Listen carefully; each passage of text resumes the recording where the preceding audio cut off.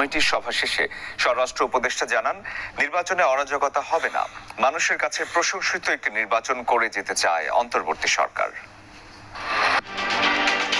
ঢালাইয়ের দৃঢ়তা, নির্মাণে নিশ্চয়তা, প্রিমিয়ার সিমেন্ট, ঢালাইয়ের রাজা।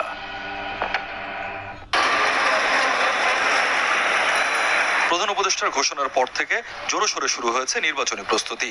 সুষ্ঠু ভোট করতে এবার নতুন সংযোজন বডি ক্যামেরা।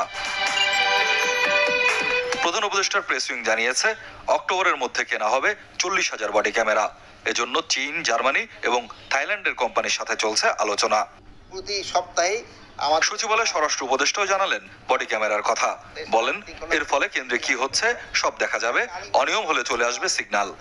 বডি ক্যামেরা যেটা আমরা ক্রয় করে দিচ্ছি, কোন কেন্দ্রে কি ধরনের ঘটনা ঘটছে আপনি সেন্ট্রাল থেকে আপনার এদেরও মনে হয় এটার অ্যাক্সেস দেওয়া হবে, আপনারাও কিন্তু দেখতে পারবেন।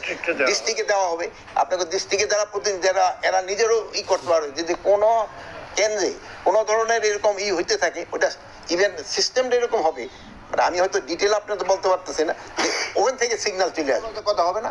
বাট নির্বাচনে কোনো অরাজকতা হবে না বলে আশ্বস্ত করেন তিনি। জানান, 2024 সালের 5 আগস্টের পর বিভিন্ন বাহিনীর লুট হওয়া অস্ত্রের সন্ধান দিতে পারলে দেওয়া হবে পুরস্কার। আমাদের যে হাতিয়ারগুলি হারিয়ে গেছে এগুলির উদ্ধারের জন্য আমরা একটা সার্কুলার দিচ্ছি এবং একটা প্রাইজ ডিক্লেয়ার করতেছি, যে ইনফরমেশনটা দিতে পারবে